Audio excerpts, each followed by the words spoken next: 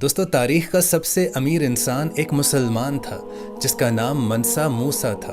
और ये इतना अमीर था कि उसकी दौलत से आज के वक्त के बिल गेट्स और अंबानी जैसे कई लोग खरीदे जा सकते हैं। मनसा मूसा का ताल्लुक अफ्रीका से था और वो माली सल्तनत का बादशाह था। और दोस्तों, उसके अमीर होने की सबसे बड़ी वजह नमक और सोने का कारोबार था, क्योंकि उस वक्त में सोने की डिमांड बहुत हद तक बढ़ गई थी और मनसा मूसा के पास अनगिनत सोना था। और हर साल मनसा मूसा की सल्तनत में से हजारों किलो सोना निकलता था, जो मनसा मूसा को दिन ब दिन अमीर बनाता जा रहा था। मनसा मूसा ने 1312 से लेकर 1337 तक हुकूमत की।